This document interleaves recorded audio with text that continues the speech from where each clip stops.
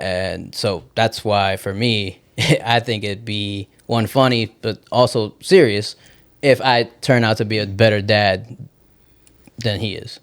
I just feel like Lo saying, I'm gonna raise your kid, nigga. That's my kid now. His mom was on the phone and I said, yo, I'm gonna raise him like my own. That's my kid now. That is. We on the pod, so we gotta make jokes. But this is like some real deep family shit that I don't know if we should make it. Bro, trust me. know why you not. can make jokes. You can make jokes. It's like not as funny to them. You're right. But I just felt like that was the energy. And the fact that he don't like him is like, yeah, nigga, took your kid. Nah, trust me. Make as many My jokes kid. as you want. Yeah, and I'm gonna do better than you, nigga, bitch.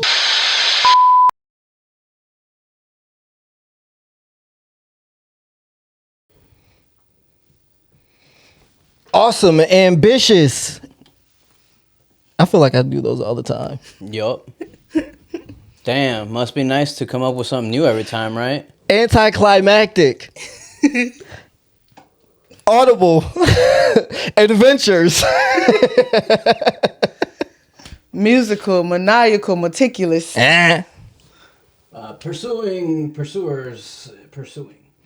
AMP. Sickening. I decided I was gonna like start saying it early before you went too crazy because I didn't know how long you were gonna go. So I was like, "Nah, we ending this. Fuck that." But gang. So we got shot clock. Shot clocks. Shotties. And I actually got the intern in on this one too. Shout out to our Gen Z intern. Our new one. Fuck the old one. And you know what? By the way, yeah, we'll get into that later. But we're gonna have, let's do 5 minutes on the clock. 5 minutes on the clock. Rit.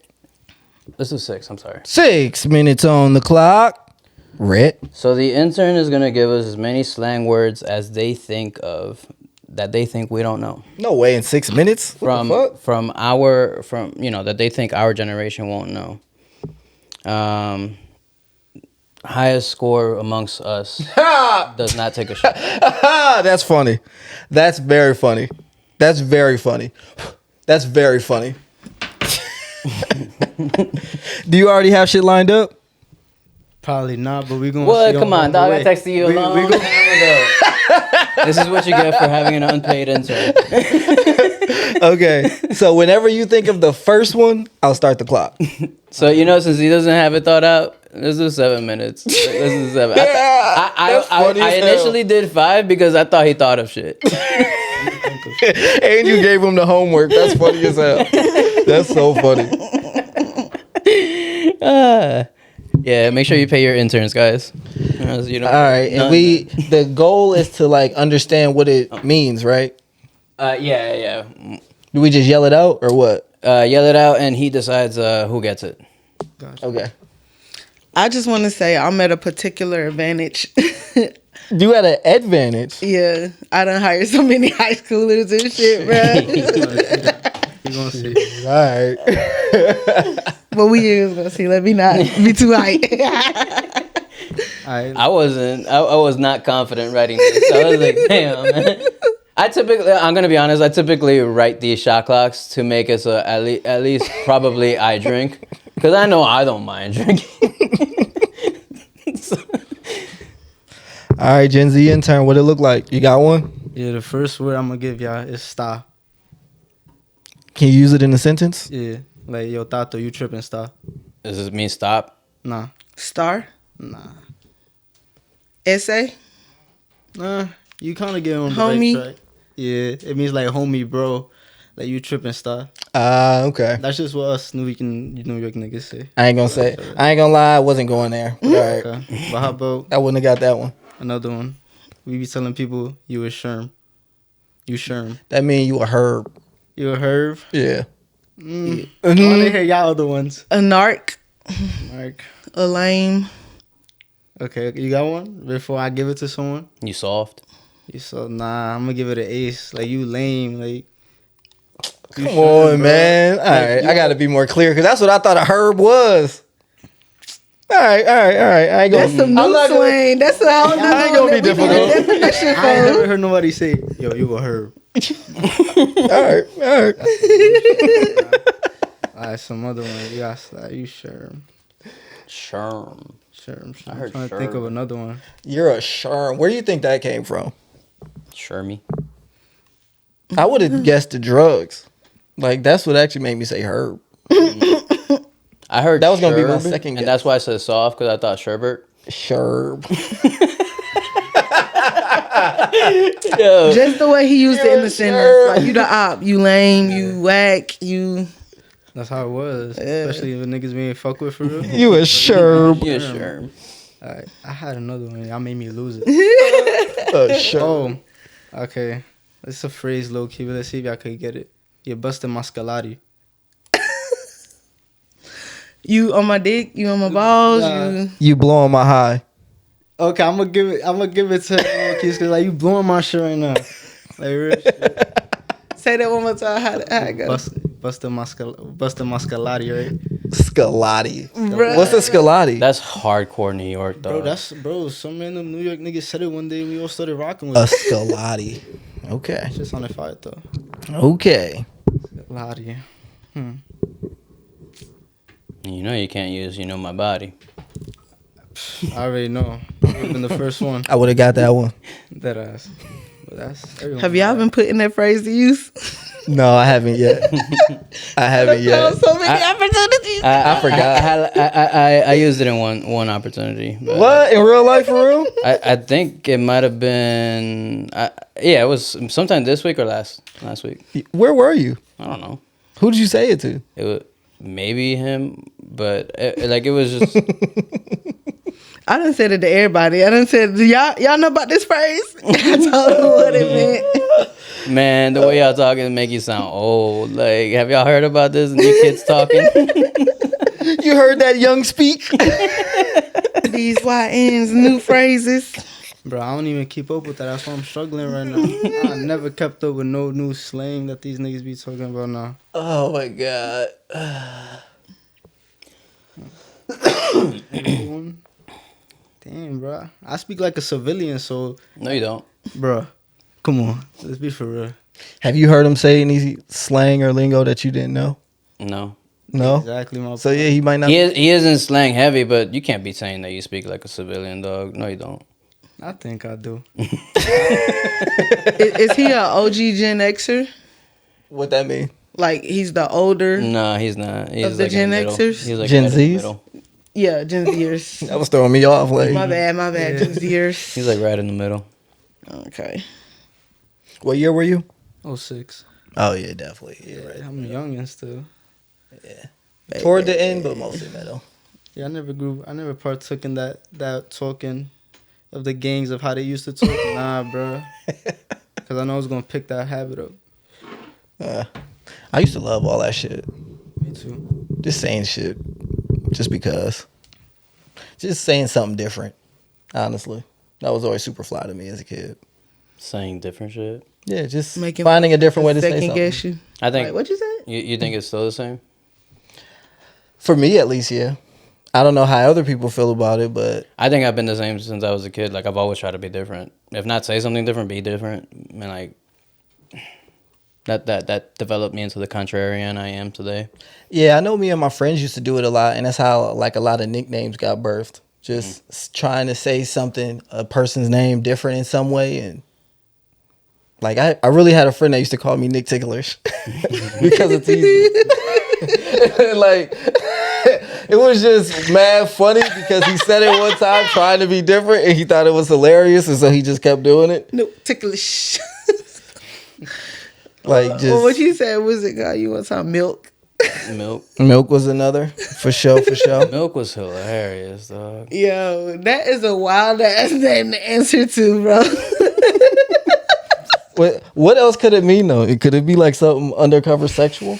Yes. That's the Like first what? thing That's mama. the only thing people start thinking. Come? Yes. Milk? Yeah. At least I would have thought a white girl or something. Nah, I dog. would have thought Nope. That's if you was ever seen with a white girl, Teezy. milk? Yes. It's Oh the, yeah, it's the yeah. substance. If you dated exclusively white girls, Then, I call yeah, you you- Milk all day, you dog. Milk. What's up, Milk? Milky Way face ass. I didn't think anything sexual. Yeah. I dead ass never thought that. Y'all are crazy. Definitely thought a cum shot on the face, bro. Spanish slang On the face? Spanish slang for cum is one of those slangs is leche, which is milk. Y'all are sick. Y'all are sick. And whoever coming up with this lingo is sick as hell too. Shout out to Are you guys tied right now? Did you even like start the timer? No, it's still going for sure. I mean, I'm waiting for him to think of more. We I'm just buying time. We filling space for you, dog. I appreciate that. Like, damn, I'm over here listening to y'all conversation. I'm intrigued to what y'all got going on. Like, damn.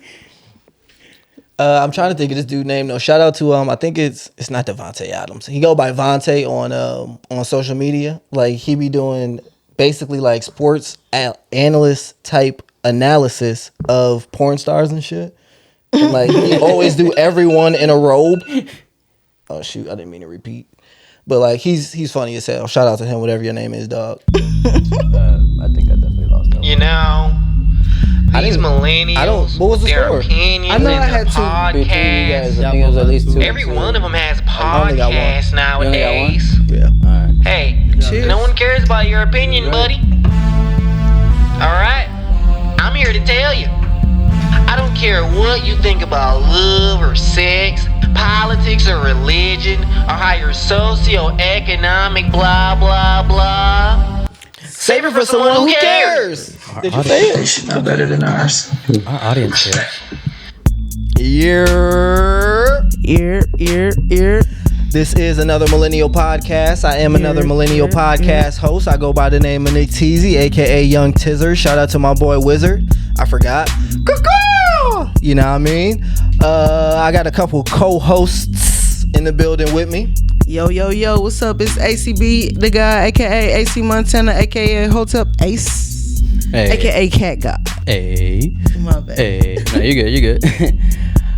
You gotta figure out that list you got there at the end of the co-hosts. I was just gonna say, like, I want to give whoever ever hear this. If any fan puts in the comments where that came from, you get free merch. We'll send you a piece of free merch. I vouch for that because that is a hidden gem right there. Indeed. Do we have that on? It's not on the bingo card. I was also thinking of that. Gotcha. Los the Ghost here. What's up, everybody? We also have a new guest, intern. Not behind the camera, in front of the second camera. Okay, yo, it's Rennie. Huh? Shit, really. If y'all could tell, there's a clear relation between him and I and the lack of nicknames. The lack of AKAs, BKAs. Word, shout out to our new Gen Z intern, you know what I mean? Fresh in Georgia. Welcome to Atlanta where the players play. Huh? It's going pretty good so far, though. Love to hear that. The way he talks about his brother, I hope you get your brother out here because I've enjoyed he talks about his brother like he's the most Georgia person he's ever known, and he's like younger than him. Yeah, he's never been here. And he got the whole hood accent. Like a southern person? Yeah, type like shit? an Atlanta accent. Like you talk to him, you're gonna think he was from here. He's been here. Why? I don't. That's think he a just great likes the question. culture, man. He likes the culture. He likes that firearms are legal here. How old is he? 15, 16. All right. Exactly. I won't ask any follow-up questions about that. Shout out to that Man, guy. the way- Don't nobody say his name. No one say his name. Nope. But shout out to you. Yeah, the way he talked about it, like, so my cousin just moved here, and it's my new kid. I was talking to my sister earlier. I was like, yeah, I'm just trying to wrap my head around the idea of being a brand new father. He's your Devin. Yeah, and basically, like, she's like, yeah, man, you skipped pregnancy, infancy, toddler, kid, skipped all of that, went straight to adulthood with the kid. Skipped all the like free shit and sympathy you get from people and like well wishes you get from people straight to like Straight to responsibility get- and Mhm. sacrifice. And burden. Crazy. That's cool. I'm looking forward to it though. But how do you Shout out to feel that. about it? Me? Yeah, like you having to take care of me. And be honest. It's And be honest. It's scary. Like not gonna lie, like because I am threading. I'm walking a tightrope right now, and I have to make a decision. I have to fall on one side of the tightrope. I can't walk it in order to keep my sanity. And so I'm gonna fall on one of the safety nets on either side, and I have to make a decision. It's like, am I just gonna be your cousin? Am I gonna be a roommate? Am I gonna be a father figure, or am I just gonna be a role model? Some of these might intertwine. Am I gonna take care of you? Am I gonna be pushing you? As I've already had moments where maybe I've had similar thoughts like your father, but I have to restrain myself because I'm not your father. But just having to figure out how to speak on things, learning who you are and learning how you are as a person, how you receive things, how you don't receive things. Certain things you respond to, certain things you don't. Just learning all of that kind of stuff. It's as scary as how I think is an apt word because I think that's the most of it. But I want to say most like at a 51, 52%. Like it's just as equally as exciting. Because I've been alone, like without family over here for mad long. And I'm just excited to just have your presence around. It's a constant reminder that I came from somewhere. And that my bloodline is going somewhere regardless of me contributing or not. And it's exciting to know if you do take anything like lesson wise from me. I think it'd be cool if like in the future, like, yeah, I'm like this because, you know, I live with Tato for a bit and like I know a bit more because of these things because of my cousin. Like I think it'd be cool, you know. I had a conversation with a coworker once, and I don't know what he was on, but he was like into the idea of talking to me about kids and how I should have my own kids. Like, mind you, I don't know this guy. Like these are people that just call in and ask for help, and I don't know how we got into this topic. But he was like, yeah, how old are you, man? I'm like 30, 35, 34. I always forget somehow. But he was just saying that, yeah, I think even if you don't get your own kids, you need to adopt. It's important as a man for you to adopt. Going back to what Ace is always saying, where like men are always just trying to sow their oats. But I had to think about that for a long time. Just like, am I going to give up on kids entirely, or am I going to think about adopting, blah, blah, blah. But man, right now I'm in a situation where I'm being forced to kind of be a caretaker. It's not difficult because he kind of cleans himself up. Okay. He wipes So, his own ass. You just kept it all the way real. Like, you just kept it all the way real. Don't tell me with a good time. What do you think of that, Ace? Definitely kept it all the way real. Just out of curiosity. I think it's dope that you get to experience caretakership when you are such a consistently good person to be around. Father's Day coming up. You definitely lucked up with him being as old as he is. Yeah. Like, he was in his ass out to go get a job. I'm hiring. But, that's definitely what's up, though.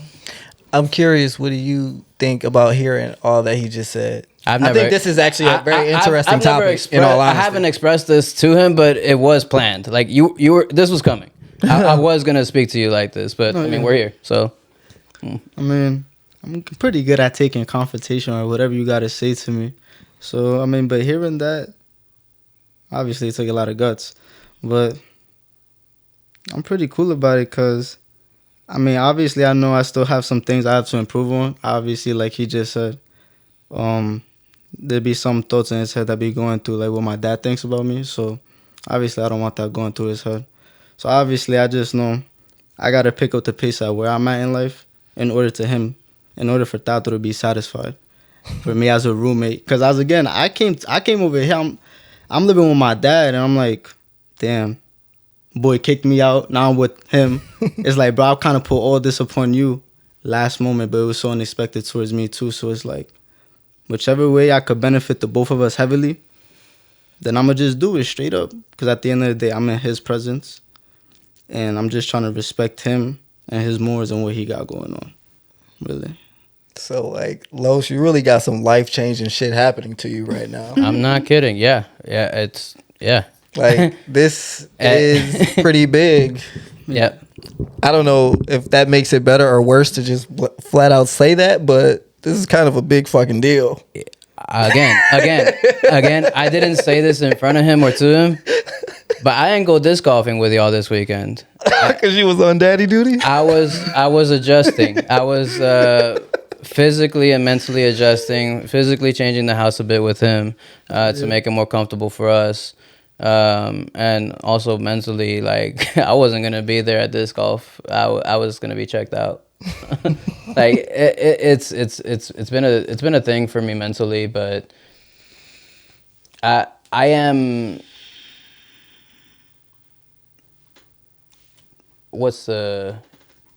I was trying to come up with a cooler word than excited, but I'm excited. I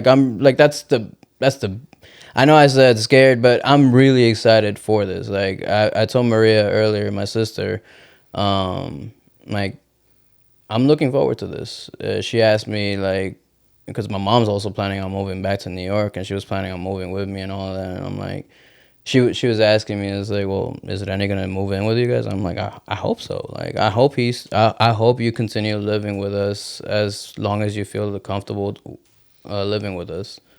Cause I feel like as a father, that's what I would have done. At least until you're 28 or 24. I forgot what the number was. Honestly, I think you said you would never kick him out.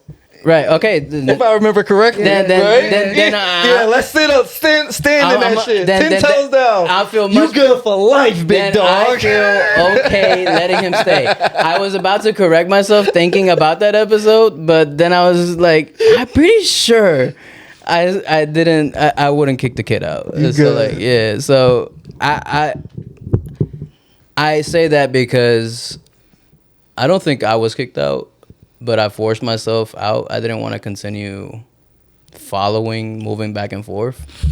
So I just ended up making my own decisions. But had I had a stable home, I don't think I would have left as long as I could have. And so... You don't think you would have left as long as you could have? Yeah. What does that mean? Until I'm kicked out. Oh, left the house, like your home. Yeah. Or until like I found my own like way more comfortable situation. Like whichever came first. You were looking like you had something to say, like that was burning inside you at the moment. I'm just thinking that he is at such a great age for this experience because again, like we older, you know what I'm saying? We just got in the unclehood, right? You know what I mean? We the aunties, the uncles and shit. And it's like he's at an age where he can really get some gemstone lessons about the shit that we just coming into fruition in. You know what I'm saying? Just by sticking close to it, taking up under his wing. And y'all seem like y'all got a, pretty great relationship, communication, all of that, But it's like... Wait, we're going to come back to that in a couple weeks. We gonna see. I wish that was an opportunity for me because I remember being so mad as a kid when I had them cousins that was 6, 7, 8, 9, 10 years older than me, and then we'd be all at the family reunion, and then they go do the walk, and then I was never invited. You know what I'm saying? Oh, like I was crushed. You know what I'm saying? So I've lost a lot of respect for clearly a lot of my cousins. Clearly a whole lot of my cousins, but coming from us, that's hearing that is crazy. Yeah. I just feel like that is the type of big cousin that I would have wanted to be around, be up under, and like we some pretty stand up people. We don't be doing no bullshit. You know what I'm saying? Like We kind of do. but we don't be doing no bullshit. Yeah, not though, like you know what I'm saying? crazy, but no bullshit. speaking for myself, I be on bullshit. You live alone, Teezy. You can do that. Okay, I'm actually at the best and the least amount of bullshit I've ever been on right now. But even still, it's making me realize I was living a lifestyle of on bullshit. And So I need life to make a for afforded me. you the opportunity to do that, right? So have at it. But that's what I would have wanted from my big cousins, low key. word. I agree with Ace. I think, honestly, this age right now, 19, like 5 months, I'm going to be 20. I'm living with Carlos. He's a full-grown adult, like he told me. He obviously has aspects that I don't have in life yet that he could teach me that's valuable in life, honestly. So if I just discipline myself enough to pick it up and actually take the time to learn, then I think he is going to be a great father figure then. For me, at this age, 19, bro, I'm set like you said. But I'm not going to take advantage of that.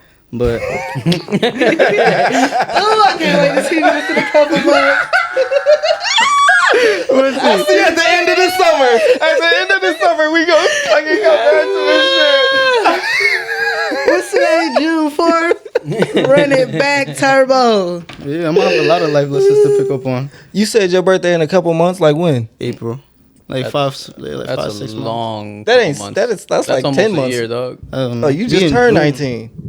You a fresh 19. Well, okay. I thought y'all like had a similar April birthday. when, though? Oh, April 8th. He's an Aries. I don't know what that means. Sam's an Aries. Their birthday the same week. Okay. Fire I don't know signs. that. Oh. You know. That you explains you have a so temper? much. You know, Rennie? You got a temper? Rennie definitely got a temper. I- I can tell by how cool he is. He do that because he don't want to lose his shit on people. Yeah. But the only reason I really have is because in middle school and like a little bit of high school, I was the worst motherfucker you could ever possibly imagine. You always used to get in fights because you just lost your temper quick. But I was in the streets, like making my mom have heart attacks because she didn't know if I was making it home. He's a professional So, slap boxer. I promised my mom. I made her promise, and I'm still keeping it to this day. I'm like, okay, the way I've been acting, the way I've been letting my anger get to me, I promise you, I'll never ever let you see that side of me again. Cause I don't want you. You're my mom. You deserve all the respect. So ever since, been keeping this shit in, you know. But Baby Sam love her mama too, boy. Something about them Aries and their moms, like yeah, I'm a mama's boy. Yeah, me too. they love their moms. Texting, we do. You're that woman every day. Aries all day, right? Can I love ask you, you Mama. guys? I love you, mama. I knew that was coming. Can I ask you guys a question on some real shit? Why jump to like father figure? Why not just be big bro? I I'm being Because- funny with father figure, but like I'm also taking it serious. Okay, it felt very deep and genuine to me. Yeah, no, because like some of it is like, I mean, Just why can't? But but go it- ahead. I'm sorry. so growing up, like my plans, I guess this is where the joke became a little genuine. My plans growing up was to match my mom tit for tat. Like she had me at 19, I was gonna have a kid at 19, but that shit never happened.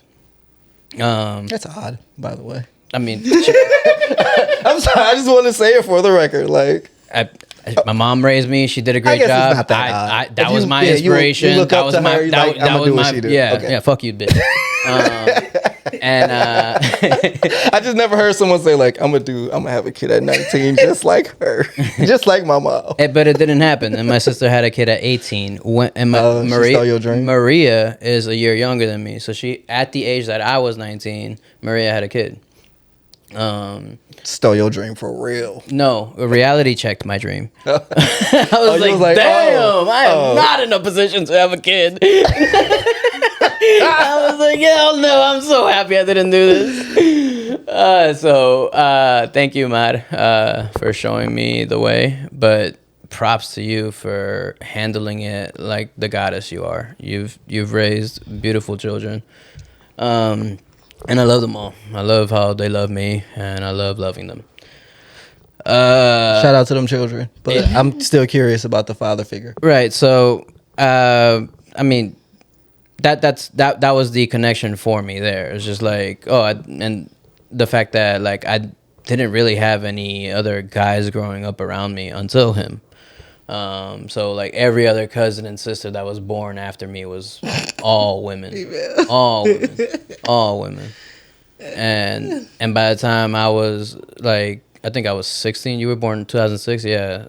I was 16. And so like I was no longer interested in a little brother at that time. Then also the fact that the same father he had a falling out with is the same uncle I'm always talking shit about on the pod. I also put that together, but I didn't want to ask. So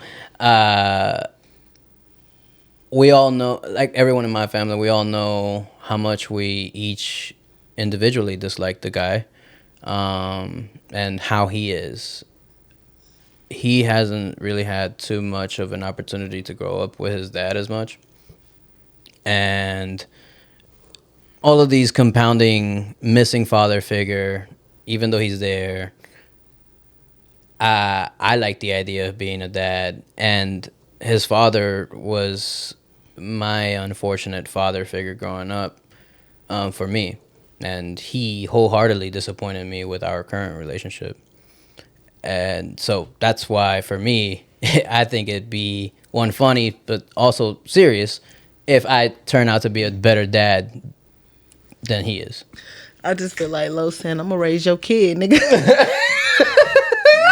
That's my kid now. His mom was on the phone and I said, yo, I'm gonna raise him like my own. That's my kid now. That is. We on the pod, so we gotta make jokes. But this is like some real deep family shit that I don't know if we should make it. Bro, trust I don't me. know why You not. can make jokes. You can make jokes. It's like not as funny to them. You're right, but I just felt like that was the energy. And the fact that he don't like him is like, yeah, nigga, took your kid. Nah, trust me. Make as many My jokes kid. as you want. Yeah, and I'm gonna do better than you, nigga, bitch.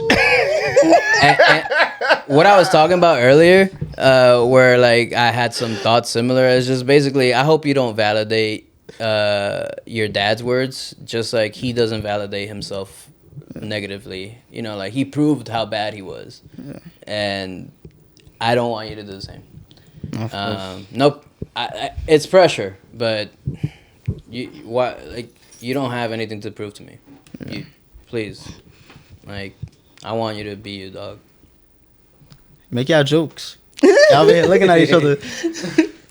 I was looking at the bingo board because I was trying to figure out what the bingo square about trauma officially said, because this just feels like we're gonna get into something traumatic by the end of this episode.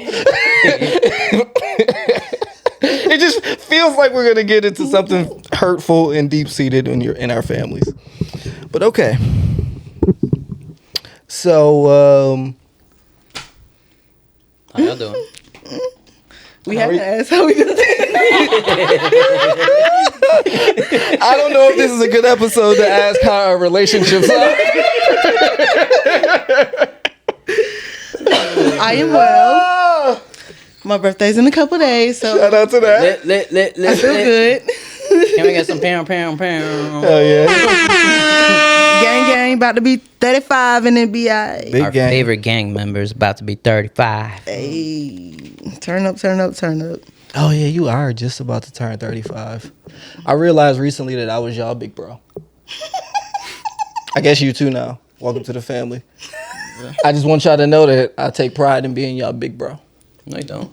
Okay. I always try to be an example for you guys, man. You're the most solo sibling big bro ever, if that's the case. He said, "I'm out here leaving footprints for y'all, Come on, man.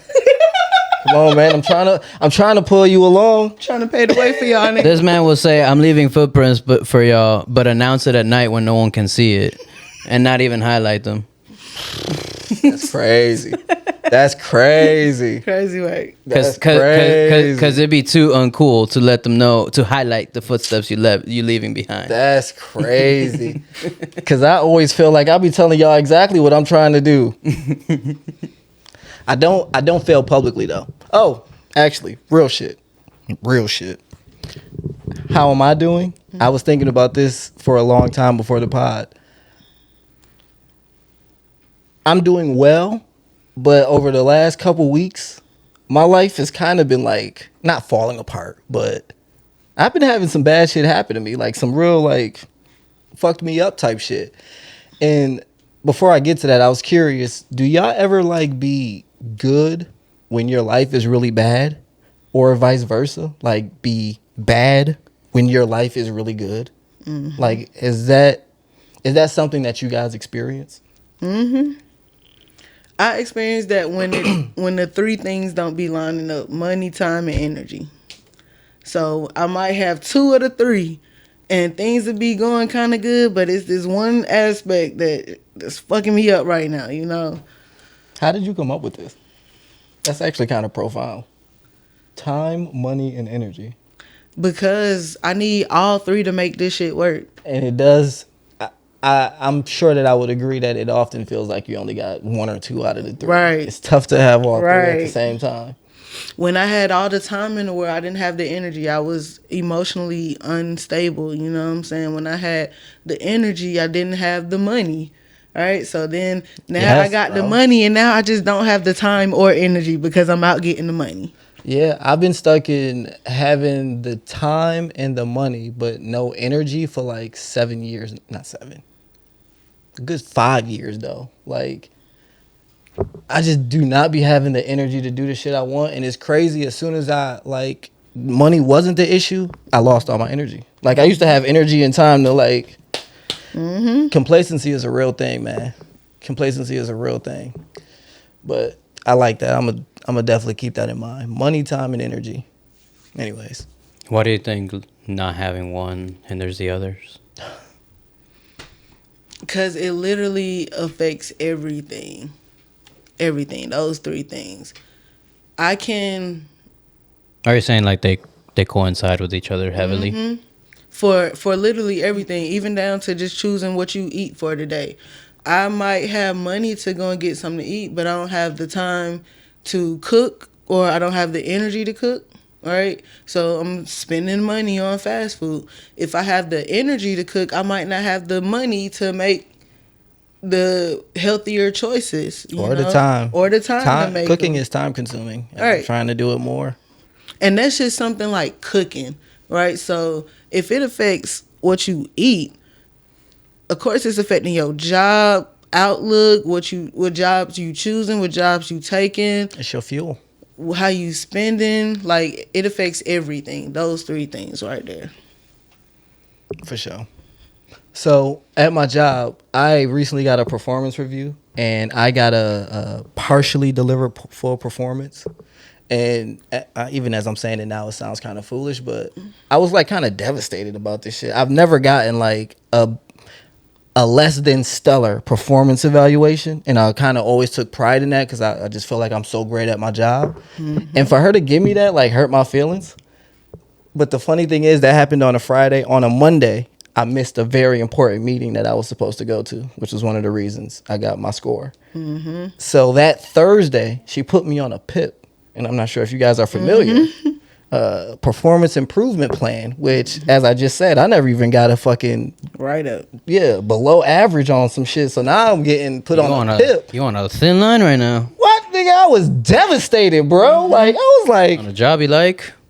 I fucking fuck with this company, and I think I'm good at my job. Yeah. Nigga. Blindsided as a motherfucker. Nigga. Wait, is that blindsided or is it expected? I was blindsided, but I later realized that I kind of deserved it. Okay. Not even kind of. I deserved it. I was going to ask, because, like, I know I'm lazy at my job, and you're not as lazy as me, but you definitely show shades of my laziness at times. And like, that, like, just a fraction of what I'm doing is, like, cause for PIP. I am flattered that you don't think I'm lazy at my job, because after as much time as we spent together, I thought you would have definitely called me lazy for my job. Like, you've walked in on me sleeping all day before. Like, yeah, but I be bullshitting. But I don't know like the contents of like your breaks or like what your job is. Mm-hmm. So I just only go based off of like, oh, maybe there's just nothing for him to do at this point. Like maybe like I don't know, like they're in a meeting that he doesn't have anything to say. I don't know. Thank you for giving me the benefit of the doubt. But I just be finding ways to be on bullshit. But I admit I did forget about the days of sleeping, so that's wild. But even I still, haven't done that recently. Even though, I will still, say. that's not. I still don't think that's as lazy as me, because like I've walked out and left my job and gone on full shopping sprees for hours, like, and then come back later. Like I got a call from like Chuck, and he's like, "What are you doing?" I'm like, "Walmart." He's like, "Man, I love our job." Cause like we're really not supervised, and it's nice. It's nice not being supervised. Hell yeah. So Teezy, about We your, appreciate supervisors. Thanks. I guess they play a role. I was just about to ask, like, you said that you was devastated about the evaluation, but you kind of feel like you deserve it. Did that change your perspective of your manager? Ooh. So I was gonna go on to say it took like that was 2 weeks ago, and this past Saturday I talked to my therapist about it. For 2 weeks I was really mad, and I realized I was like giving her the contempt eyes. Like I was, yes, it did. To short answer, yes, I was mad as fuck at her, bro, because I disagreed both times, and then my therapist kind of talked to me, was just like, she talked me through it, pause, and was just Dang, like, you talked to your therapist about this? no, and I did. This was the first time where I had a therapist, and I was like, yo, I really have to talk to somebody about this, because I realized that I am furious about this shit. I don't know the last time I felt like I was furious about some shit. I was mad for 2 weeks about this shit, bro. Damn. Chuck asked me asked us on the course one day, like, yo, how's everybody's life doing? And I was like, ugh. Yeah, I remember. I wanted to talk about it, but I was like, ago. I can't talk about it because I remember you saying that. I'm gonna be on fucking fire in this fucking course at KSU if I start talking about this shit. And if a nigga make a joke, I might fire on one of these niggas. I am mad about this shit for real. But she helped me realize, yeah, nigga, you was just mad at yourself because you know you deserved it, and she holding you accountable. Like she really talked me through it for like 40 minutes, and like in her therapist way got me there. Like, You know, I can also say hearing your story kind of made my evaluation a little bit more respectable. But I just hate that evaluations are tied to whether or not you think I deserve a raise. Nigga, if it's money involved, give me the fucking money, because I'm working my ass off. And you yourself know that. You yourself know it's not an overtime clause in here for salary employees. So don't make it harder for me to elevate financially and still continue to do what I'm doing with the company. I'm okay for taking correction. I accept the evaluation of how you feel, and especially having issue after issue after issue. So I see how you got there, right? But you also see the bullshit that I had to deal with on the behalf of the company and these fuck niggas that I got working for me, right? So give me my money. Wait, so sorry. Can I go? go ahead, please. Are you saying that like the raise should be the same for everyone, no matter how poorly they performed or great they performed? No, I'm not saying that, and I'm not saying. I feel like if raises are given out, everybody should get a raise. Mm-hmm. It don't mean that you can't determine how much that amount should be. Like everybody should at least get maybe like a 0.1, just to use a number, 1% raise or something like that. If you met the expectation, okay, you get a 0.3. If you exceed it, you get a 0.5, 0.7. So it's not like that at your job? Like people can not get a raise? Yeah. Like even like let's just say they did poorly, but they did the bare minimum to stay there, but they stay there for like a full year. Like you cannot get a raise? Yes. And I'm watching people who are hired get raises, you know what I'm saying? And I'm not comparing our paychecks and none, because clearly I get the most in the building. But at the same time, it's like... It's like flex. You know? But it's still like, I don't want to not get what's due to me when I've been putting in the work to turn this fucking building around. It might not have exceeded or been the top notch or, whatever the case may be, or I may have had a couple of issues along the way, but don't deny me the money that I fully deserve. Hell yeah. And I know you probably lowballed me coming in because this a new position of me, you know what I'm saying? So give me the funds just on the strength of that. So I was gonna ask, what part of the spectrum do you think you're on? Because it sounds like you're still angry and not at the accountability at the end of the rainbow. No, I see. I'm okay with the evaluation, right? Period. Mm-hmm. You pointed out your reasonings for why. I just don't agree that it should be tied to the race. That's my only thought. Hurt. So You definitely sound like you also went through my fucking phases of anger, because I also was like, yo, you saw the bullshit that I was dealing with this year, and come on, bro. Like, and I'll even do you one better. My job is doing layoffs right now. And so I recently, in my last one-on-one with her, I told her, like, yo, you doing this put me in the line of fire of while we're layoff. doing layoffs. And then, like, I feel like our job is safe right now because we're working on this important project. Like, we staffing a plant. But once that shit is over, I already thought our team was going to have to get reduced because it's happening everywhere else but our team. And now I feel like I'm on the front line for that shit. Like, how I'm supposed to? But I was like, you know what? That's another story. But again, I went through that. And then I ended up looking in the systems. Like, I was trying to find the salary range for my role. And I think I found a way to find it. And my conclusion is they brought me in at the minimum. But it's also still my fault because that's what I asked for. But Right. And also, I didn't give no pushback. They said, you get da-da-da-da. I was like, that's the most money I ever seen in my life, right? Yep. And then the first bonus, they prepaid me a bonus. So that was like a double check, all right? So I'm thinking all here. the bonuses finna be like that, right?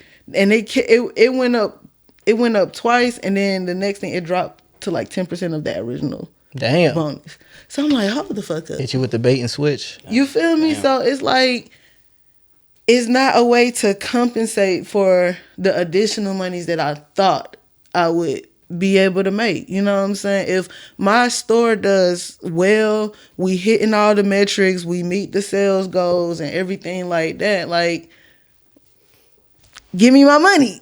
Sounds like y'all companies is getting their licks off of y'all. Oh, yeah. That's That's I feel capitalism. I feel like that's the conclusion that me and Ace both came to. And that's why I was like, I've been on this journey. I've went through all the steps that you went through. Like, oh, And okay. it's prepping me for the next role. You know what I'm saying? I know that all of these jobs are stepping stones.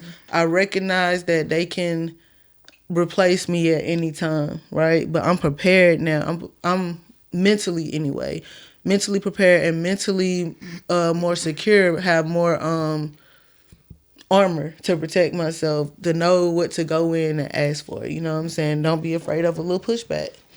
Always negotiate. Always request to negotiate, I should say. Just telling you that as a recruiter. Whatever they offer you, ask for more. And worst they gonna say is no. Nobody ever rescinds an offer unless during the interview process they tell you this is the pay and we're not negotiating, and then you still try to negotiate. That's the only time I've ever seen it happen. Other than that, they gonna say this is our best and final, or they gonna offer you, they gonna get you more money. Right. Always negotiate. I'm Uncle Teezy, by the way. Oh man, Don't call him Uncle Teezy. Daddy Los is crazy, bro. Uncle Nick is fine, but Uncle Teezy sound a little sleazy. Did I ever tell y'all my first nickname was Uncle Nick? No. That's what all my family called me. I have no idea why. Wasn't even nobody uncle yet. To this day, I was the youngest cousin. Maybe it was the same reason I got Tato as a nickname. They couldn't pronounce Nicholas, so they did Uncle Teezy, Uncle Nick. Or I've always been an old soul. Maybe.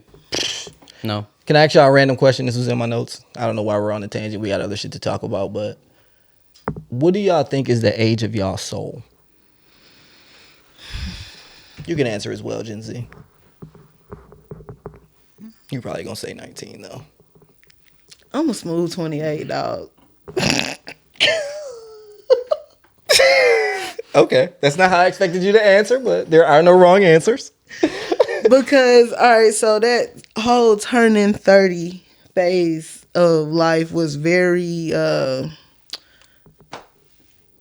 surprising, intimidating. It's like I feel like I'm right at the point before like jumping off a cliff or something like that. So, really quick, I've recently been thinking a lot about the fact that I'm almost 40. I know. Yeah, laugh, nigga. You about to be the same age as me in 2 weeks. Nigga. Like, I be really thinking turn like 35, the next thought is, damn, I'm about to be 40. Soon as you turn 40, damn, I'm like half a century. I'm about to be 40 in this bitch. And I'm 5 years from it. I'm really not. I got mad long, but like 5 years fly the fuck by. yeah. But I know you want to be. I know you want to live till past 100, but are you looking forward to being old? And when do you think you're going to be old? as I get older, I be thinking about like, what is old for reals? Because all this shit that I thought was old, I only thought that as a kid. As I'm now 35, it's like, I don't feel old. I feel older. I don't fear getting old, but I do fear regretting my past, or like looking back on my past with regret and feeling like I wasted time or had wasted potential. But I do look forward to getting old and enjoying the new phases of life, and hopefully continually getting better and enjoying it for longer. You don't feel like you can get over your regrets? Yes, you definitely can. I don't know if I will, but you definitely can. I probably will. At some point, you're just gonna be like, I feel like there's so Don't stop many giving like current regrets that I'm just like already easily able, like they are hard regrets, but I'm easily able to get over them because like what the fuck am I about to do right now? And, like it's already in the past, that kind of deal. So it's like I want to can psychoanalyze that. I wanna imagine that becomes easier when I become older. Hopefully it does. I think it either becomes easier or we just care less. Yeah, I think it's a mixture. Yeah. Like it's like that shit is 20 plus years ago now. And as you get older, like shit really be 20 plus years ago. To answer your question, in my 250s, I think I'm in my fourth-ish lifetime that I'm conscious of. And yeah. Do you have an answer? Yeah, I'll say I'm like, mine like 32. Real shit. Why y'all laughing? I'm just laughing at the contrast between y'all two. The fact that you thought you were just a couple years older and you thought you were a couple years younger. Is that airy shit? And I'm thinking, I'm thinking of how he feels in the age that he hasn't even came yet, like hasn't seen yet. So why wasn't it it's funny bananas. for me when I said 250? Because that's more aligned with my thought in my. I thought that's what you were asking. That's Yeah. why it was funny. Yeah, That's why yeah. it wasn't funny, because that was like, yes, that's what I was thinking, and that's why your answer surprised me. I haven't be reached talking 250. about multiple lifetimes. So it's like, hold on, I can't say if you've not seen this age in other lifetimes. We don't know that. I was trying to see how deep he was about to go with it. But this one right here, when he said it, I'm like, hold on. A confident 32-year-old man Okay. sitting on that couch. So I wanted to get all y'all answers before I circled back to yours. What about you? Why younger? I don't know. My thought was 800 something, but Again, because it's something that I have seen before. I know how I felt at that time, and this time that I'm in right now feels the same. It feels like I'm jumping off that cliff to be 30, even though it's, you're almost 40. You ain't got to say it like that. But yes, that's how it feels. It feels like, I remember 30 feeling like, man, I'm about to be a whole new decade. It's a chance to be a whole new person. You know what I'm saying? And 30 was during 2020. I literally feel like life stopped from 2020 to 2024. That was a long ass fucking year. Right? Long ass fucking year. That's funny. But here we go. shit picking back up again. It's like right before COVID. Too much happened during COVID for me to think that that was just one long year. Bro, too much shit was happening on a daily basis. Mm-hmm. So I just stopped letting the year pass. Like, this is one whole year. This nightmare ain't stopped yet. We can skip housekeeping this week. Were you about to say something? I can't see your eyes, so I don't know if you be deep in thought or ready to move on. You guys ever feel the passage of time? Like a actual feeling, like, or witness, whatever, experiencing it, like, besides like just like looking back on it and realize, oh yeah, time passed. Like, only in abstract ways. I actually never feel like time passes. I had to remind myself today that I always used to think about shit like, today is the only time it will ever be June 4th, 2025. That will never happen again. But outside of that, I don't. It just feels like the present. Until I start thinking about all the time that I've wasted thinking about it like that. Yeah. I definitely felt like I felt time when I worked with children. When I was teaching and stuff. Or like watching them grow. I felt like I could see their whole life flash ahead of me. You know what I'm saying? What about you? Yeah. But like kind of what she said, because trade school, it's like you're there. But for me, I was there for 2 years. And seeing all the motherfuckers like come and go and like the progression they made, mind you, they dumbass motherfuckers. So watching them actually grow is like, and then looking back at myself is like, damn, bro, I could be in a better position than I am today if I had never wasted all that time. That's really it. If you wasn't watching them grow, essentially. I was watching myself grow, but not as much as I would have wanted to. Mm-hmm. Yeah.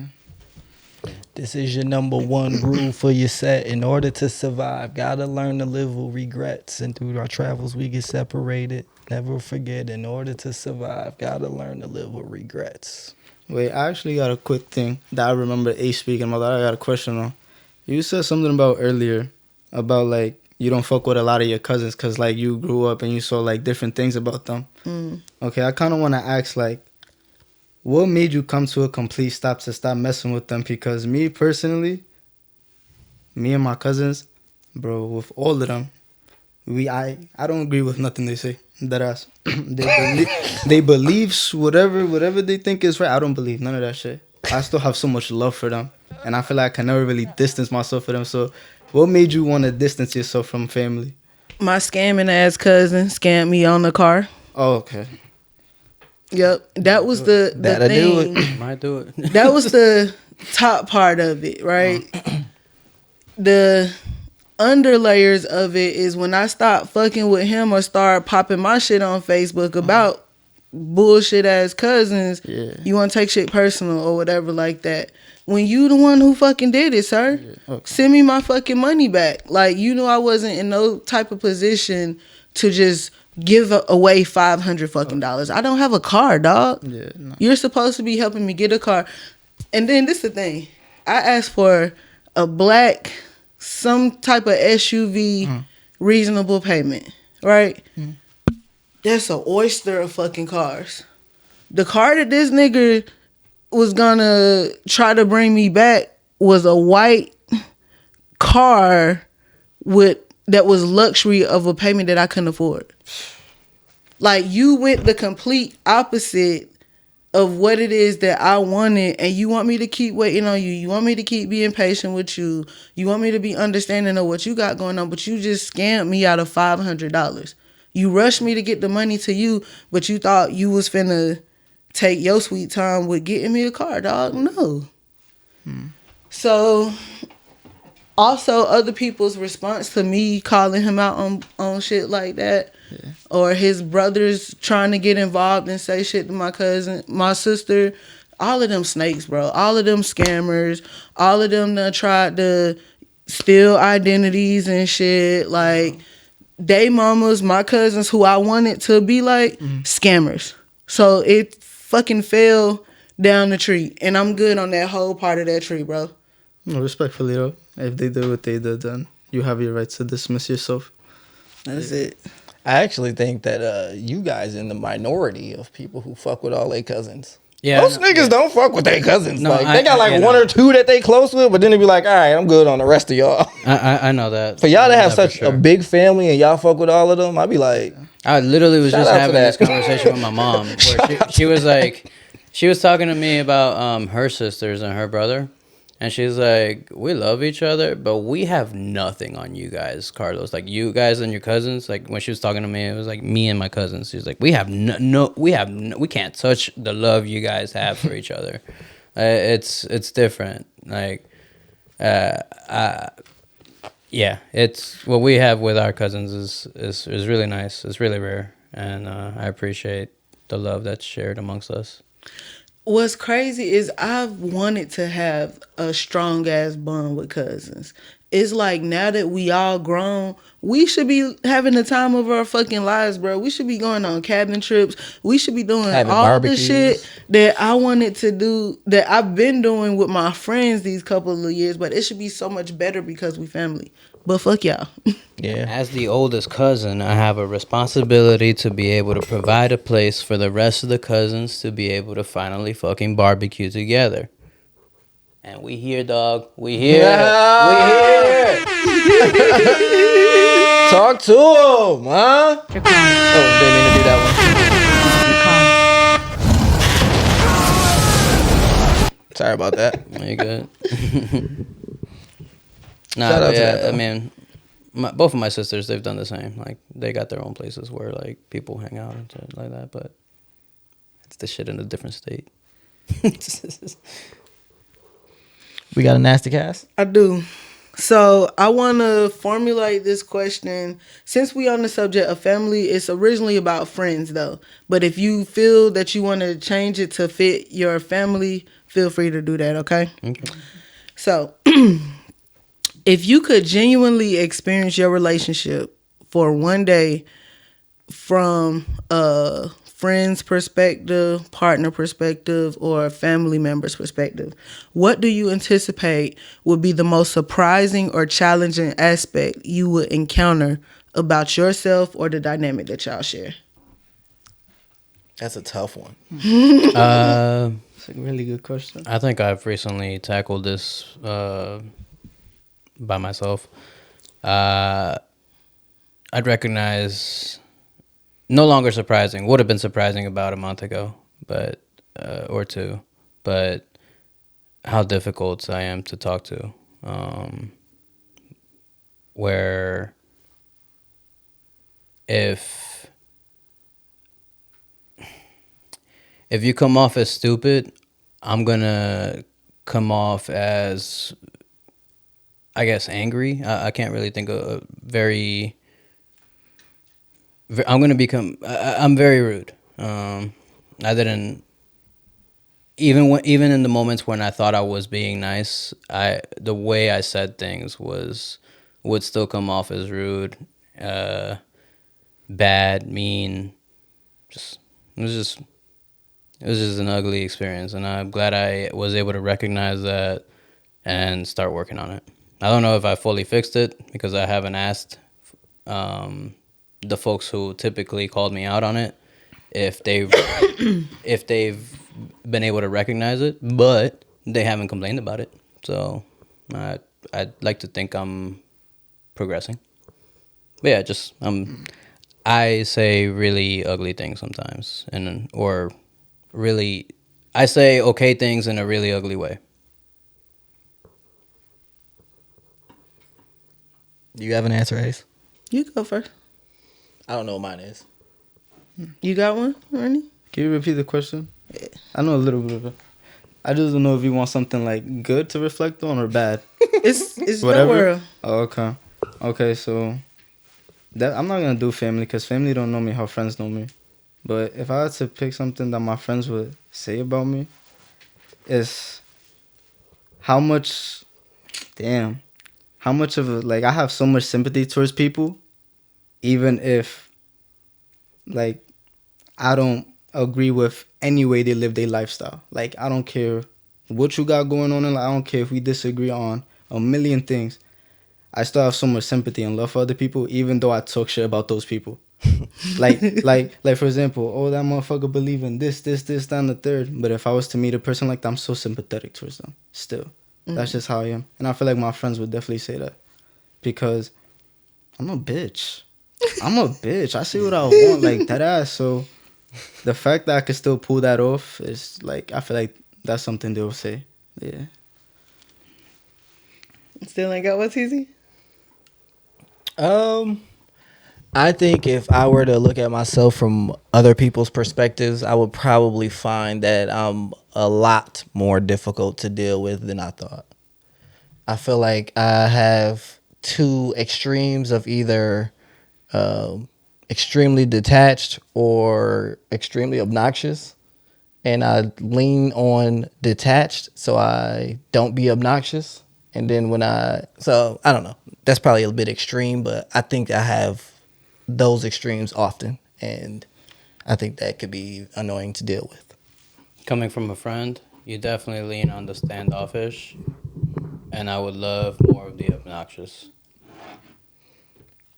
Can I share with y'all another note in my notes here? Sure. Can I just say something about that real quick? Standoffish and obnoxious don't seem like opposite ends of the spectrum for me. Why not? Because you can be obnoxious and standoffish. Like, they kind of, like, if you're obnoxious, you're kind of a standoffish person. I don't want to be around you anyway because you're obnoxious. We may have to look those words up, but I didn't think they were opposites either. I just thought that they were two different things. But that's interesting. I'd still stand by what I said. Like the standoffish part of you and the obnoxious differences that I see are more like your standoffish is more of a loner, like that doesn't really talk to anyone, regardless of how cool you are with them. Like low key, I'm kind of hurt that I find out things on the pod instead of right before the pod, or like that kind of thing, you know. But the obnoxiousness is like I don't get that from you enough, and I feel like I've experienced certain parts, like when you're laughing at real life situations, that's obnoxious. and I love it. Even when I'm not there laughing with you, like if it wasn't you, it might have been me laughing. Like, you just remind me of like me in those situations. So that's why I think they're opposites. I think standoffish is detached and doesn't really socialize, while obnoxious comments on everything, doesn't really care about how what they say or do affect other people. They just being over free and careless and like belligerent a little bit.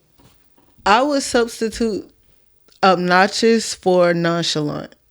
But I think that's the detached extreme. The standoffish one. You think that's what standoffish is more? I would agree. And nonchalant, I think that's on that extreme. And then it's the other side of me, which is yes, that's. I just don't be giving a fuck, and so I act like it. And I think y'all have seen that, and I sometimes will exhibit it on the pod because I try to be entertaining. But that's really how I would be if I was just unfiltered and just like was free and didn't really care about people's feelings. Because I'd be talking shit in my head, but it'd be like I might be wrong, so don't say that. But obnoxious me is like, you might be wrong, but say that shit.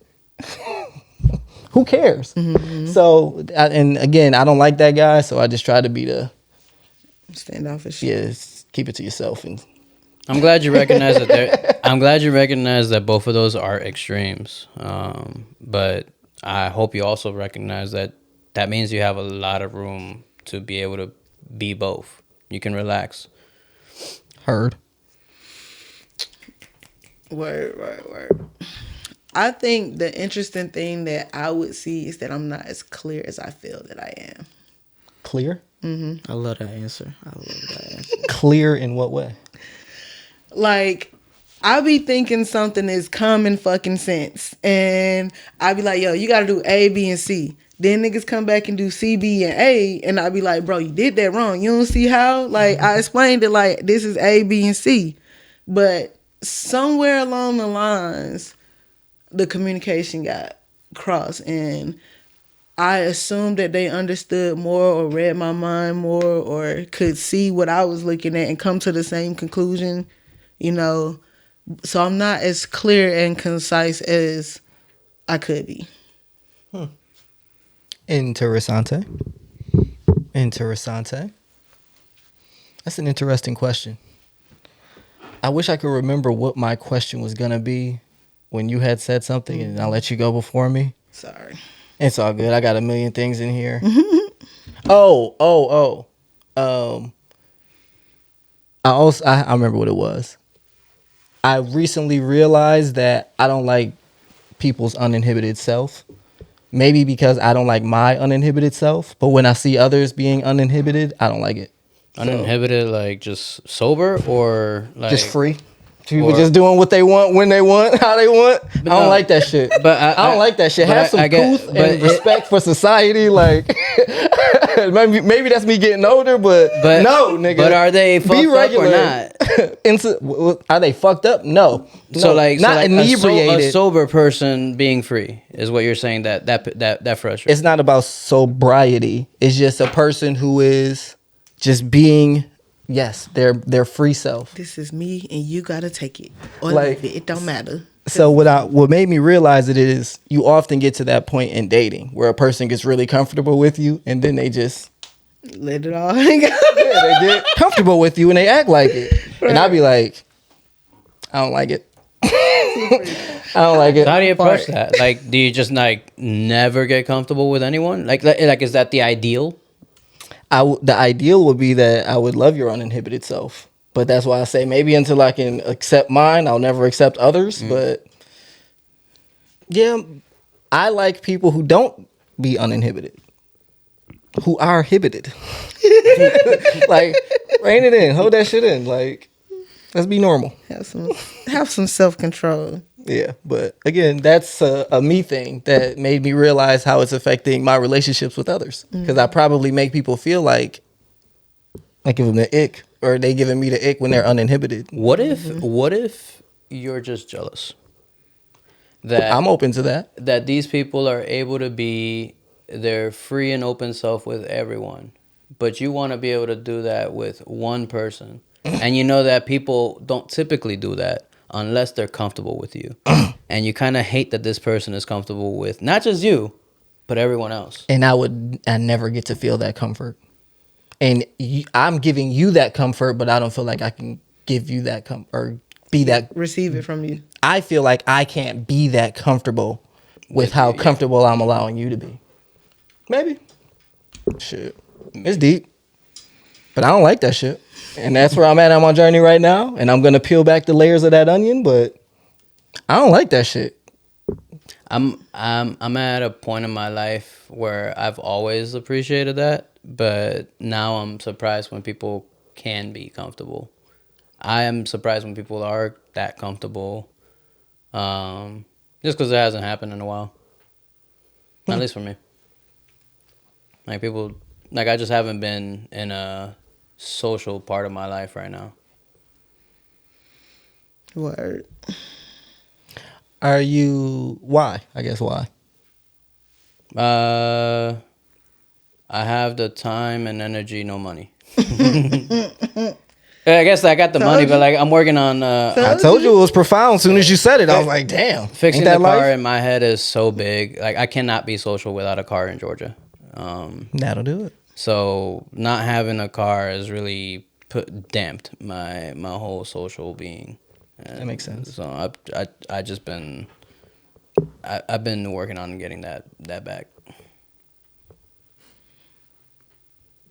Fine. What did we learn today? Oh, I actually want to share a couple of thoughts from Hit us. I don't mind couple thoughts. sessions with my therapist Oh, over the that kind of past thought. 2 weeks. One of the things that I guess we could call this an amped up, but not in a bad way, more in a positive light, is my appreciation for tribe and community. So I feel like at 35, I'm embracing community a lot more, the need for community, the need to have good, solid, loving relationships that feed your spirit, you know, that's important to me. And I've been looking at some of my oldest relationships and just feeling so thankful that I have those things. So She's talking about you, old man Teezy. I only assumed. You know what I mean? Who else? Who but me? I'm definitely thankful for sure. Shout out to that. Shout outs. Word. Thanks for sharing. Okay, so quick question on that then. What you feel like is the biggest lesson that you learned from the past relationship since you're so thankful for it now? Yeah, make her get introspective, Rennie. Okay, one of the lessons,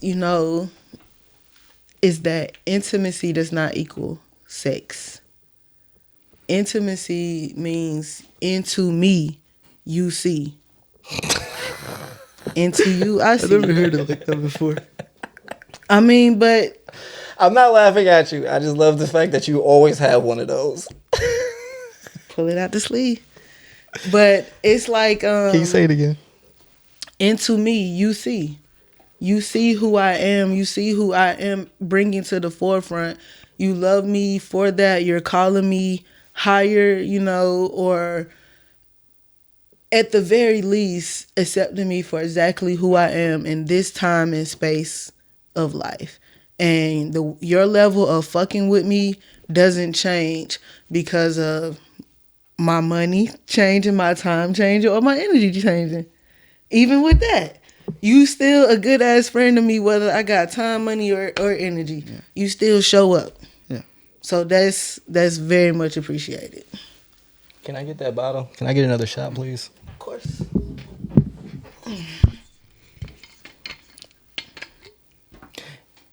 Any other notes before we go to lessons? There was a user submitted Ask the Cast. Hit us. Pulled from the email. You want another shot? Yeah, please. This comes from Connor W. A kid in Tennessee as well. Nice. Got a lot of them. What up, Con? C-Dub. He said, "It sounds like you all wouldn't mind having a kid, but why?" He said, it sounds like you all wouldn't mind having a kid, but why? I definitely want to see my face again out here. For you, is continuing like your legacy, that kind of thing. And I would love to. I know that I'm not expecting my child to be anything, but I would love to just pour into something and watch it grow.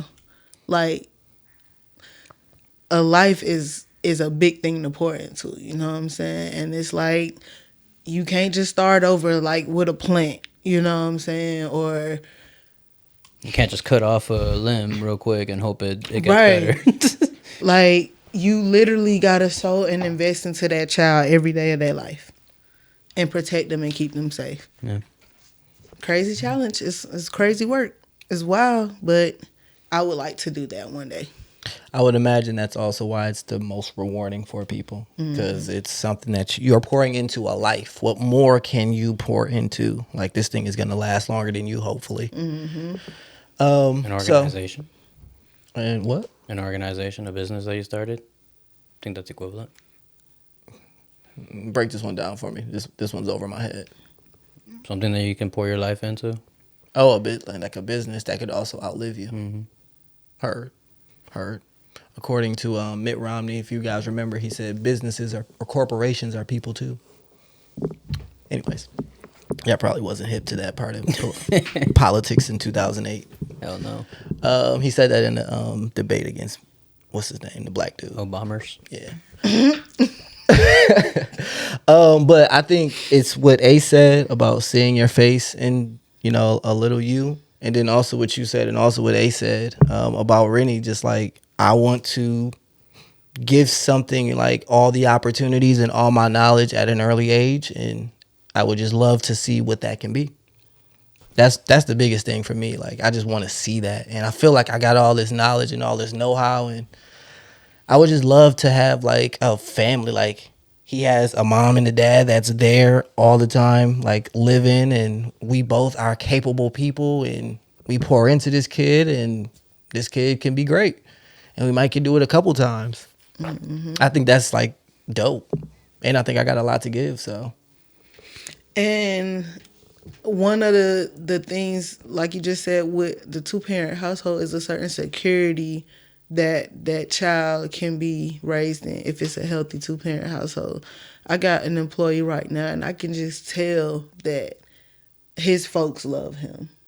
I say that every time, and it's crazy the difference between a 2-parent child and a single parent. I wouldn't child. even say I would just say one that's raised with people who love him. Like it's a difference. Even that, yeah. It's a difference. Him and okay, so he's younger than one employee that, this employee ain't got nobody for real. You know what I'm saying? you can say it. They're a menace. They're a menace. They are. So I try to reel them in. I try to be a good mentor, role model for him. I try to point out the holes, like, yo, this is where you are needed. Fill this hole. Build yourself up to where you can fill this need right here. Right? Give him all the insight. But between his temper and him being raised on survival, it's like it's a complete different reception than the young guy got who's raised on love. And I think that's an even bigger difference that you can often tell in people almost immediately. People raised on love and people raised on survival. What if you're raised on both? I think that's obvious too, in all honesty. Because some of the like thuggish, ruggish bone people I know are also the most loving. Honestly, like, and to be honest, not saying I know this personally, but real killers be nice people. Yeah.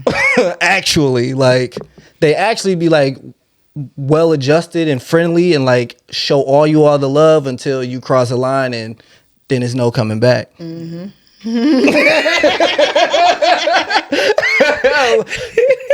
Just saying, I recognize certain things in people. Ace be with them things over here. Nephew, Auntie Ace be with them things, okay? But yeah, real shit. Now, I think the 1 family, 2 family thing is definitely obvious, but more than anything, love and survival. I think I was raised with both. I think that gives me a balanced perspective and insight as far as understanding both sides. But I also know when I'm in survival mode, my whole nervous system operates differently. And honestly, I think that's true for a lot of people. That's probably more common than it is uncommon for a person to be raised on love and survival. Some things for different people just way more. You know what I mean? And the shit that makes us us. I don't know what you're talking about, Connor.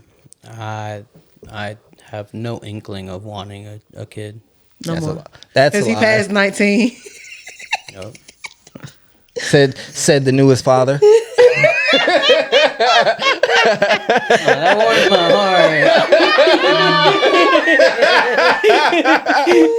Oh my god. I love you, Denny. Hell yeah. Fuck them kids. And it's always been said, the same people who say fuck them kids is the ones that'll break your face about them kids. Like, Denny, I will drop you so fast in an apocalypse if you prove that you're going to be holding me back. He's too old for that now, though. He's only that's a why I resource can at tell this him. age. If he was a toddler, I'd have to say this a lot nicer. Yeah. But I'm still going to let them know, like, yo. is you going to be able to keep up with him? Because he a lot younger. He might say the same thing about you, motherfucker. I hate to have to put you down, old yeller. He said, I don't got no I got to problem. be honest, Like, I don't know if Rennie can hang All right. with me Hang on what category? in every survive single in the way that you apocalypse. think. And what? Surviving the zombie apocalypse. Hold on. That's a one-on-one. Let them get that. That's between them. Don't get in that. I'm saying, like, whether it be fun or an apocalypse, I'm not sure you can hang, dog. I mean, I'm sure you can hang with you, but I have my stories. And they're not done. Trying to embarrass him too. Have him get drunk under the table. Yeah, he might beat you in a drink off on some fluke shit, but He don't ain't listen to drinking. him. He's 19. He knows that. Oh, my bad. You don't drink. Of course. I don't drink. He's never drunk. That kid never drunk. Not him. Not him. Not him. No. So what did you guys learn today? What did I learn today? I'm really going to take that time, energy, and money thing. That's going to be a pillar of my life. Every couple years, man, we do it. You definitely do it for me. Like, no homo, no poly, whatever. Say some real profound shit that just stick. Dang. I had another I question. think the kids say no Diddy nowadays. It's I think of this because one day when I was driving home, I was literally thinking about, that's what I was thinking about. How easily I can identify how I've failed in all my relationships. And I was like, if I had to actively think about ways that I've been successful in my relationships, I wonder what everybody would say about me. And that was actually mine for yours. Like, I bet you would say that you say some shit that really just changed my brain pattern every once in a while. Like, every couple years, you just hit me with something that be like, You want to know what That the makes first thing was? these niggas, I'm paying for these niggas checks. They better come in here and teach me something. That's it. I know. That's it. I know. Right You over know- there in the baseball field, Clark. No, like Teezy be doing that for like I don't know if you know this about yourself, but you do that a lot. Like you updated my algorithm too. Do you know the first one for me? I do not. And I passed it down along to him is Man, DNA all over the place. Pause. Uncle Teezy Or out don't. here. Milk. Milking everybody. Milking everyone. A little bit of milk for everybody.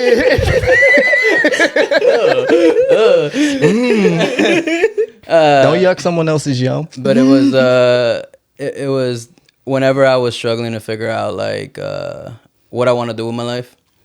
Reverse engineering. And you just instead because I grew up I remember. I grew up just thinking like struggling to answer everybody and we anyone. getting drunk. You gotta take a. I mean, There was I couldn't give an answer to what the fuck I wanted to be, what the fuck I wanted to do. Teezy came out and asked, what's the end goal? "How do you want to live your daily life?" What do you want? And then think about how do you make that happen. And that opened up my entire life. Hell yeah. Shout out to me. I'm still mad. The last time that y'all was giving me hella props, that episode got lost. I'm really mad about that. And I could never recover it. What do you mean? Yeah, right. I know. I know. We were doing that? I ain't gonna lie. You've told me like you respect my mentality before, but I believe in that episode that is lost forever. You said I was S tier mentality. I was like, Yeah. That just stuck with me. Teezy's an entertainer today. You should, brother. You deserve your flowers, man. You Shout out to deserve me, your nigga. flowers. Shout out to me, nigga. Hey, Ace. Rennie, you can say something You ever nice about give me any- too. Any guys flowers? I'm fucking with you. Have I like verbal flowers or like real flowers? Real flowers. Nah. No? Nah. You ever gave another man flowers? No, I didn't.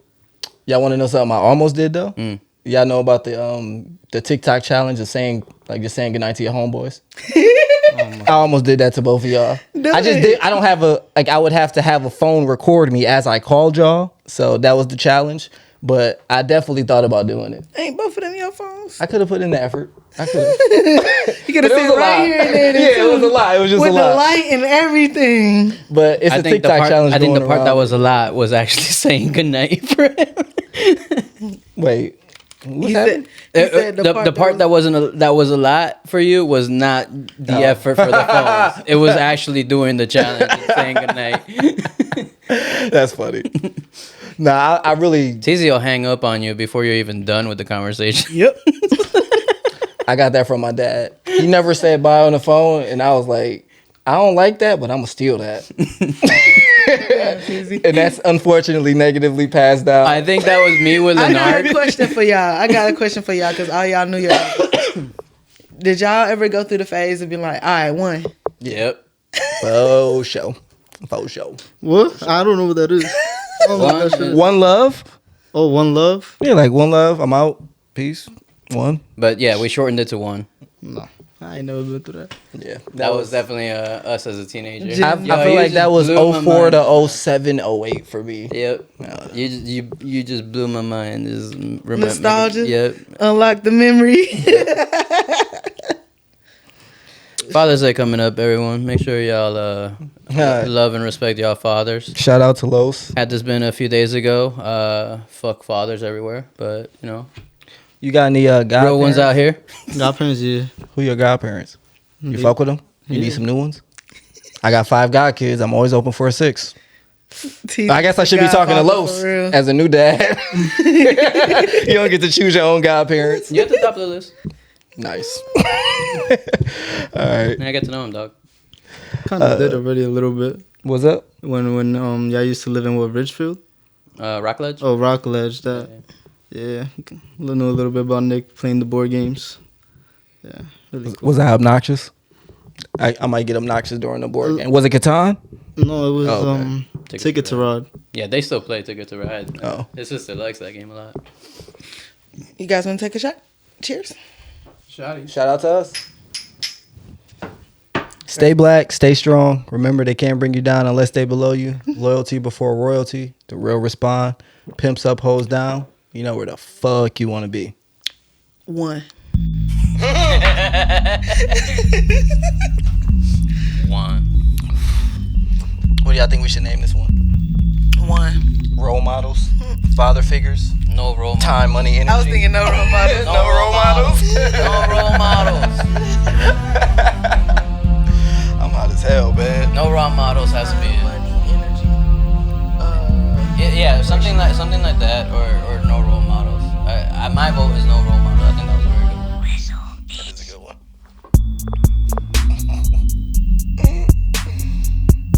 I hope y'all are good, but I will say this: y'all should not avoid confrontation. The best way through it is through it. Never do it, never scared of it. I say that though because I really do want to see where y'all gonna be at the end of the summer. And if y'all haven't fought, then I'm gonna think y'all not good. That's just my opinion. No, we haven't fought. We had a disagreement one time, but we never fought. We talked it out, like, man. That's respectable. Heck yeah. We did. Yeah, you came at me because you ain't like how like I go ghost on niggas easily. Like I could text you one day and I don't text you the next day. That was immediate. Yeah. Yeah, and he confronted me about it. I confronted him back in a way where we're both happy at it with what the decision is at the end of the day. That's it. We moved on. I don't got time. This man was talking to me like I'm one of his bitches. He got me fucked. Like I'm glad we talked that through, but like I said, I have to figure out ways to talk to you that are new to me, and there were unsaid things that are better unsaid, but now that we're cool. Like, dog, don't do that shit. Crazy, like Don't get off do my dick, shorty. Don't do that shit, dog. Yo, you should see the text. He made me look like a crazy girlfriend. Like, you know when What you mean when I'm coming home? I come home when I be there. dog, and I sent like repetitive long ass texts. He said, "K." And he just didn't say shit. It's like, fuck. Just popped up to the nigga's crib like, what's up? I'm here. Damn. Oh man, y'all are funny. I had to. Y'all are funny. I had to say something immediately because I was not like. I don't text like this. I don't want to bother you. Both of y'all are gonna be in some pretty uncomfortable positions. That's why I think it's just if y'all don't, and I think it's great for y'all to debate as men and adults, but I definitely think it's gonna be a point where y'all at least have to agree to disagree because it's gonna be something that's like we just don't see eye to eye on this. Yeah. And that's where I'm curious if it's like really dad figure where it's like authority. Am I gonna listen or are we gonna be bros where we're peers and we work it out? Is it gonna be authority or peers? That's what I'm still And figuring someone's out. gonna have to figure that out. And sorry if I'm just like pointing out all the things that should happen naturally. No, No, I'm interested to see it. I've thought about that, and I too am just wondering how it's gonna turn out, because it's not. It isn't as clear cut and dry as me saying I'm the new father figure. It isn't. It really isn't. It's Cause he a whole ass adult. he is an adult, and I respect your opinion a lot, dog. Like, shit, if you don't want to do something the way I'm saying it, like, then so be it. I have to let that be, but you gotta hear my piece at that point as well. But I think I've always told you that, like when we talk, I always tell you that I like to put myself in other people's shoes first before I even put myself into my own. Because Yeah. I like to hear their side first and how they feel mainly. Because I could deal with my feelings, but I don't know how they're gonna deal with their feelings. And then I don't want them to have some secret animosity shit towards me. You know what's so funny? Like that you were when you was talking on the episode.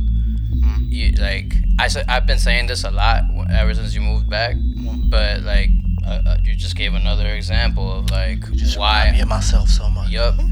Like the way you were talking about all our cousins is like for different reasons we feel the same way about them. Like you don't agree with the beliefs or the kind like whatever, but you still love them a lot. Like same thing. I still love my cousins a lot, but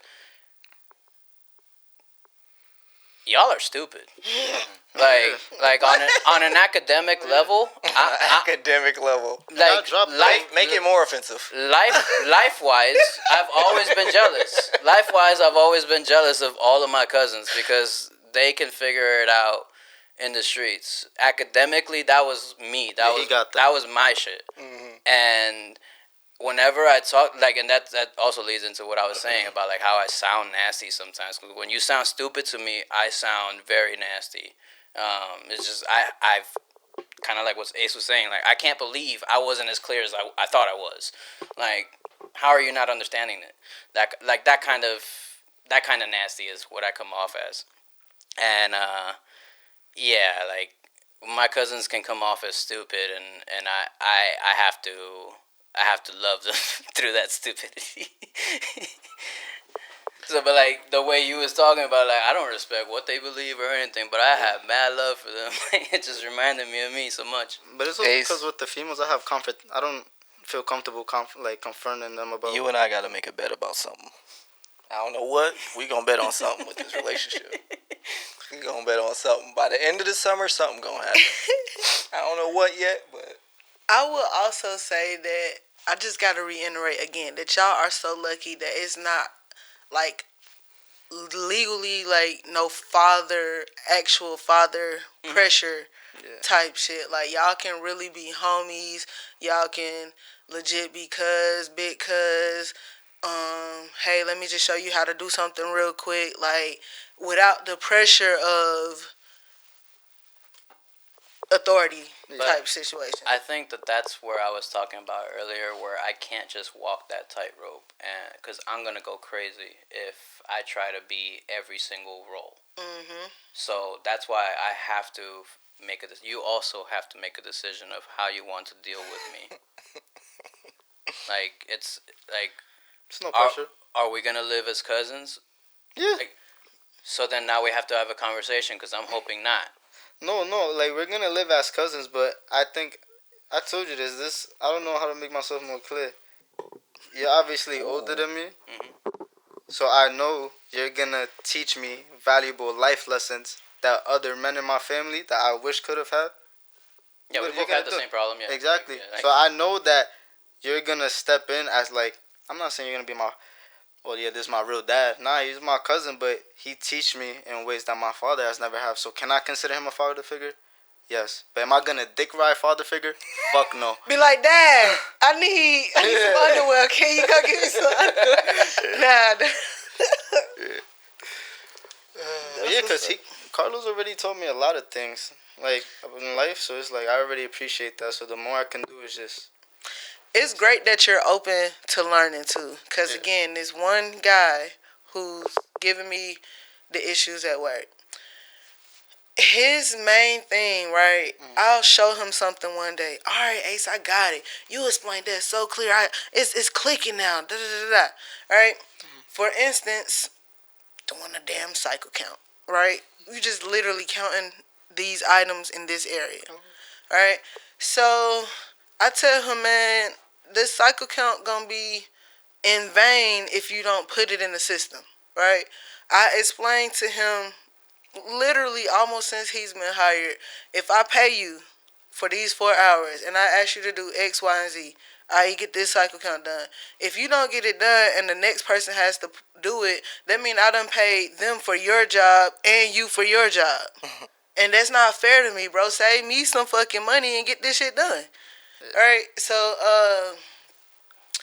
it's like he'll say he understand, and then it might be a week or so. It goes by, he doing everything fine, and then he go back into the same pattern of behavior. You've been saying that about this person for a while. Yeah, cause I Get him out of there. Where's the giving him pen? Put him on the pimp. Where's the pen? Get him the fuck out. See, one thing about it, sometimes we be needing bodies in this bitch, and he a body. Like I said, as soon as we done with this project, they gonna ship my ass out of there too now. Yo, I was quiet, and then we moved on. But like, I wanted to like add on to that. I was like, I don't know if y'all notice how quiet I'm being over here, but I've had the complete opposite experience of like all of that this year when it comes to the performance reviews. Oh, you been smoking it? No, obviously I've been doing shit. I was on a leave of absence and everything, and like now that I came back, they're like, "Oh, you're still injured. You're still coming back, so your performance, we don't expect much from you still." And like that all happened shortly. Like I got injured towards the end of when I was supposed to be performing at 100, and because I got injured, they no longer expected 100. Now that I'm back, they're expecting 100 a lot later. So even though I'm as tenured as other folks, they don't expect the same kind of work. So they haven't given me a bad performance this year. Are you meeting these lower expectations? Or? Yeah, I'm meeting the lower expectations. You know what's crazy, TZ, is I was more so thrown aback too because I've never had a bad review on any type of work that I do. On any type of work. And I know you take pride in it as well. Besides this job, or besides these examples, did y'all ever have like an example where you absolutely tanked? Like you guys didn't tank these reviews, but you tanked it. Like, bro, I barely even but you ever tried. had an F. But you tried. But I you tried hard. I barely had an F on anything. Damn. So I only asked because I had one example. It was my funniest, most embarrassing example.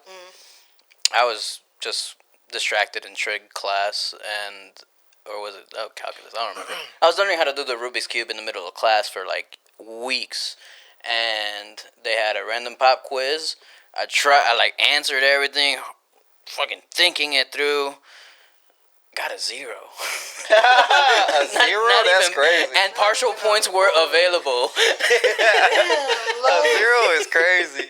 Yeah. A 0 is crazy. I was trying. did you write your name on every line? Like, no, I ain't gonna lie to you. I don't know how I did it. I don't know if this is a traumatic moment for you, so I don't want to laugh. But trying and getting a 0. It's not that traumatic. It's funny to me. Crazy, fam. I guess it's traumatic because I never forgot it, but like it's hilarious. Like to really be like, I'm really putting in effort, and I miss completely. I've never seen That's a 0 funny. on a paper I got graded. I was like, yo. It was hilarious. I'm just talking shit about like I'm the academic whiz kid out here, and then that I have that kind of story. So I've had that happen to me. Like I think I told y'all before, I got the worst secret shopper score in Johnny Rockets history, and they fired me because not only did that happen, but I was also struggling to like learn the menu as a waiter. And I was really trying at that job, and I fucking got fired like a motherfucker. That next day after that secret shower, they was like, yeah, sorry, bro, you chopped. You ain't got it. You ain't got the goods. And I was trying, bro. Like, I was like, I can't believe I can't figure out this menu. Right. Yeah, you get that job right now. You think you can figure out the menu? Yeah, for sure. What do you think was holding you back then? I don't know. I honestly don't know. I think it was just you was young, not interested. Maybe. I had a lot of shit going on in my life. I was like in college or trying to get back into school and yada yada, but Having threesomes and shit, because you was definitely... Because that's when That threesome is what fired you. For sure. For sure. So don't have a threesome. Not No, before a shift nobody's that saying that. It was worth getting fired over. Nobody's Okay. saying that. Have the threesome if you so choose. Be careful. No. Wrap it up. I wasn't. It was still worth it. I'm not advocating for that, Don't be a teasy. Don't be a sleazy Teasy teasy. sounds Or like I want or to be B. teasy. Or B. A sleazy teasy. I don't regret it. I think this is one of those moments where I can choose to be a father figure, but I'm choosing not to. Well, let me be an unk figure. And this part might get cut, so I don't mind saying it. I have had an STD, so. Trust me, I know a couple bitches with it. So let me just say that. What? More than one, if I could be honest. If I could be real. Yeah, this gonna have to get cut. What? All Teasy? curable. What the All fuck? curable. All curable. What happened? I mean, how can I explain it? I mean, I was fucking. Teezy, without saying it, has said it. Can I tell y'all a funny story though? My first one was in high school, and she actually just like told me, and I really respected the fuck out of that. And that's when I came up with the theory that if you really, my phrase was, tell me the truth when it's hard, so I know it's real. Yep, back when that phrase was popping, and I still stand by that today. Like, I think if it's real, you got to give people hard truths. How'd you handle it mentally and, I guess, everything? It was very difficult. I mean, I went to the clinic. I got cleared up. It was all good, but it was like, whoa. And this was my senior year in high school, and this was like a girl that was a little bit older than me, and I knew she was a little freak, but I really liked her as a person. So we was just fucking, and she was my first, like, first real significant fuck buddy. Like, not my first one, but my first, like, friends with benefits relationship that lasted. And I fuck with her. I mean, not anymore, but I always respected her for that. And I admired that, and I always wanted to be that. Like, you got to be honest with people in tough times when you don't know how they're going to react. But if you respect that person, you'll still do it. And that's what I got from her. And so I guess after that, maybe it's worth getting an STD. You might learn a life lesson. Nah. I'm just saying, like. Oh, no. You got that. I'm just saying. So you got that. I don't got that. You got that. So That ain't one of my regrets. No, why would I tell my mom that? Why would I tell my mom that? Why would I tell my mom that? I would tell my mom, because, like, Maggie, come help me figure this shit out. Like, Nah, Planned Parenthood was free. Planned Parenthood was free. And less judgmental. That too. Yeah, but that isn't one of my life regrets. I got some other ones. Shout out to her. Hope you're doing well. Y'all want to keep going, or we good? I was just going to say, Uncle Teezy, he be having the girls going too crazy about him. I started this with I be on bullshit. Like, I'm not trying to, like, I'm taking accountability. I'm taking accountability. I don't think you need to try to, like, conjoin them in. Like, they both short kings, and they both probably looking at each other like, damn, I gotta learn a bit from him. Like, I don't know. Trust me, I already see myself in some aspects. You need to push them together. They're already drawing closer and closer. Y'all want to actually, I'm going to be even more real with y'all. Earlier, he had referred to himself as small, and that stood out to me, because I'm like, I'm not a big dude, but I never expressed that I am a small person. Even though I've thought that, I always make a conscious effort to be like, I'm just not big.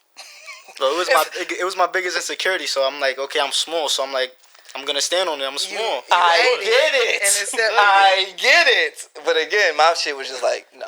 Fuck that. I'm Ain't not gonna big. never be. I'm not.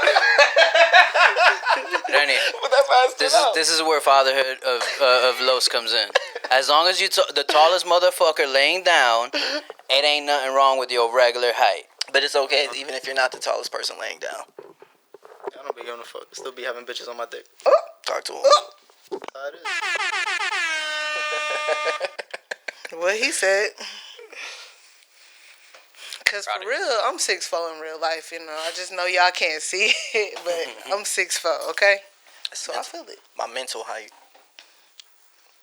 My mental height, I'm a 5'2" Asian girl. I'm ready to stop. I'm ready to stop now.